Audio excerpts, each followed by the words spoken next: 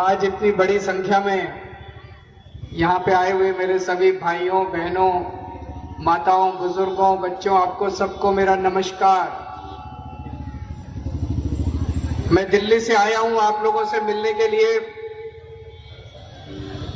আপনি সবাই কেমন আছেন? আমি একটু একটু বাংলা বলতে পারি। हाँ भालो करे। आपसे मिलके बहुत अच्छा लग रहा है।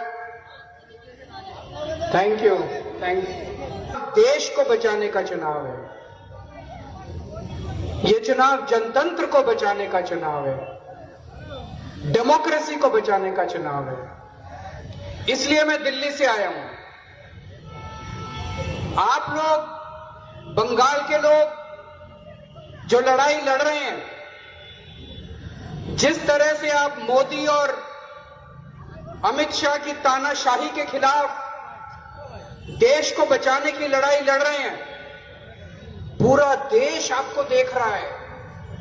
पूरे देश में बंगाल के चुनाव की चर्चा हो रही है। दिल्ली में हम लोग खूब चर्चा करते हैं, दिल्ली के लोग, बंबई के लोग, पूरे महाराष्ट्र, गुजरात, सब जगह बंगाल की चर्चा हो रही है। क्यों?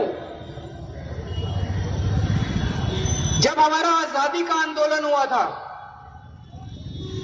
तो सबसे ज्यादा कुर्बानी देश को आजाद कराने के लिए, अंग्रेजों से देश को आजाद कराने के लिए सबसे ज्यादा कुर्बानी बंगालियों ने दी थी।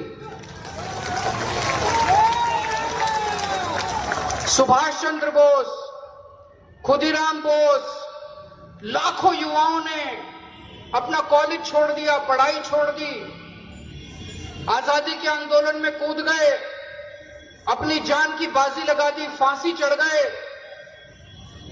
आज उस आजादी को बचाने की काम कर रहे हैं आप लोग, उस आजादी को बचाने की लड़ाई आप लोग लड़ रहे हैं।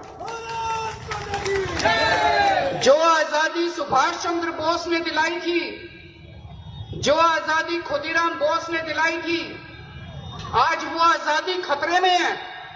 उस आजादी को बचाने की लड़ाई आप लड़ रहे हैं। नरेंद्र मोदी और अमित शाह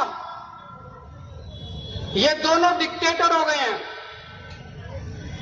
इनको पिछले 12 साल में हमारे देश के लोगों ने इतना वोट दिया, इतना वोट दिया, इतनी मेजॉरिटी दी इनको।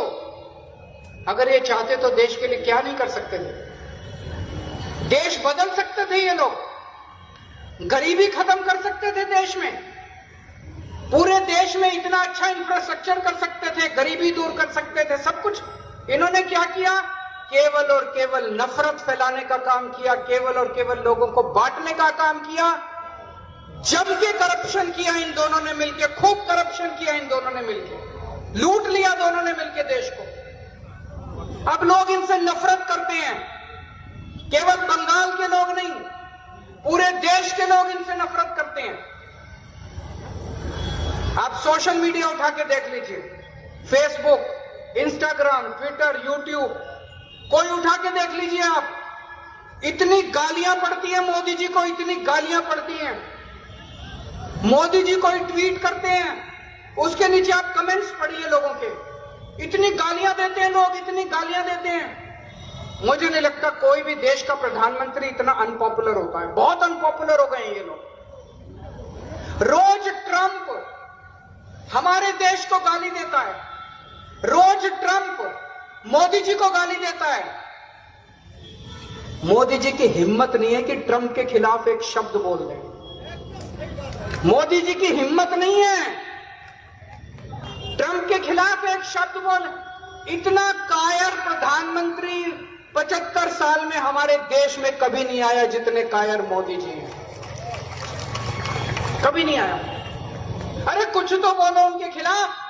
अभी 2 दिन पहले ट्रंप ने कहा इंडिया नरक के समान है।